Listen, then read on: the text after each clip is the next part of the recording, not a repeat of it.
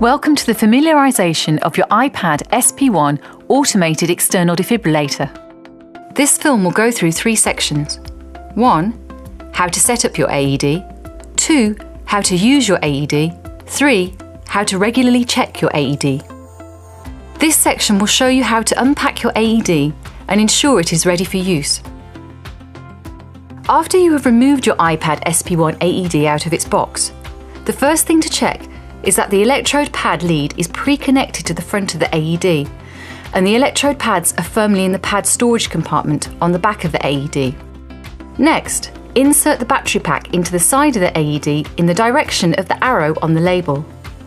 Push it firmly until you hear it click into place. The iPad SP1 AED will now go through a series of self-tests. Follow the prompts and press the flashing buttons when told to do so. Once this process is complete, the AED will turn off. Check the unit status window to confirm that the AED is now ready for use. This window should show 3 key things. 1. A status indicator. 2. A full battery indicator. 3. A full pads indicator. How to fully check your AED will be discussed later in this film. The AED can now be placed inside the orange carry case. Gently pull the edge of the electro pads through the slot in the side of the bag so that the pull tab is visible.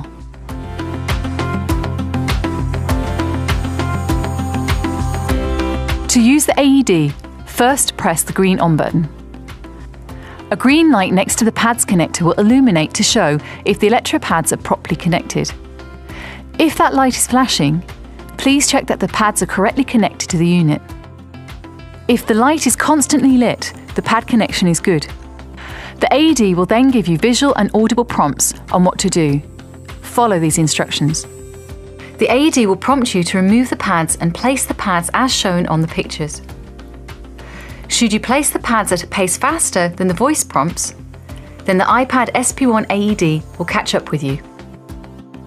The iPad SP1 AED will then prompt you to ensure that no one is touching the patient. Stand clear.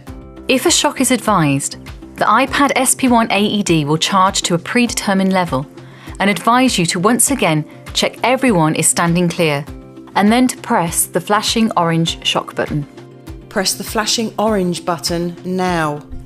The iPad SP1 AED will then prompt you to commence CPR. Begin CPR now. If you press the flashing blue I button, the AED will commence with CPR voice prompts.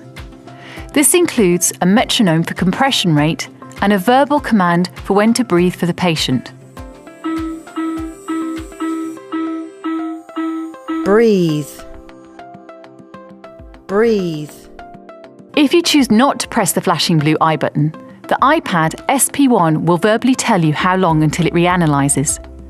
This will be repeated at regular intervals. The AED will also detect if CPR has been performed. Depending on what is detected, it will instruct either to commence CPR or encourage you to continue CPR. Always continue CPR until either the patient wakes up or the AED prompts you to stop so it can reanalyze. This is usually every 2 minutes. At times, a patient's heart may not require a shock. In this instance, the AED will state, "No shock advised. Begin CPR now." In these circumstances, it is impossible to accidentally administer a shock. If the patient is showing no signs of life, you should immediately start CPR. Once again, the AED will say for help with CPR, press the flashing blue I button.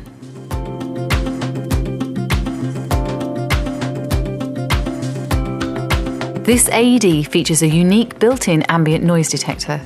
This will automatically adjust the volume of the AED depending on the surrounding noise to a maximum of 90 decibels. This is particularly useful in noisy environments. Whilst the majority of cardiac arrests are on casualties who are of adult age, and the incidence of cardiac arrest in children are rare, they are on the increase. The iPad SP1 AED has a feature that allows it to be used on children should the need arise. There is no need to change the pads.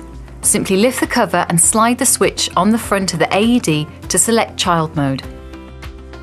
The iPad SP1 AED is a robust AED that holds a water resistance rating of IP55 and it has passed drop tests to all sides and corners from 1.2 metres.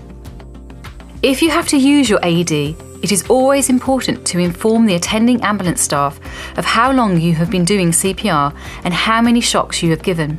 This is easily done with the iPad SP1 by turning the AED off and then holding down the blue I button for more than 1 second. The AED will immediately tell you how long it was turned on for and how many shocks it has given. The iPad AED will also collect and store key information during an event. It will record up to 3 hours per event, and it will store the last 5 events. Should it be required, the data can be retrieved using the SD card or infrared connection. Finally, the iPad SP1 AED can be upgraded should your local resuscitation guidelines and protocols change in the future.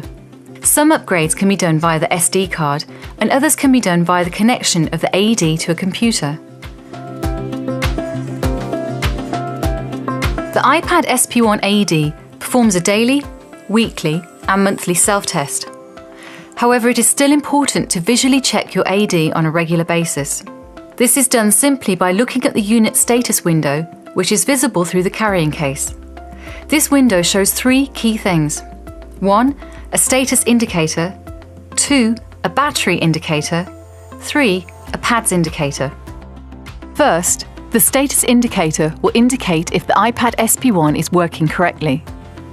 It does this by carrying out daily, weekly, and monthly self-tests. If all of the tests are passed successfully, the indicator will show a circle. If a problem has been found, the indicator will change to show a cross and the I button will flash red. Press the flashing red I button and the iPad SP1 will verbally tell you more about the issue. Secondly, the battery status indicator will inform you of how much battery power remains in the non-rechargeable battery. When installed, the battery has enough power to sit on standby for 5 years. When the battery indicator is at 1 bar, a new battery should be ordered. When the battery indicator changes from 1 bar to no bars, the battery should be replaced at the earliest opportunity.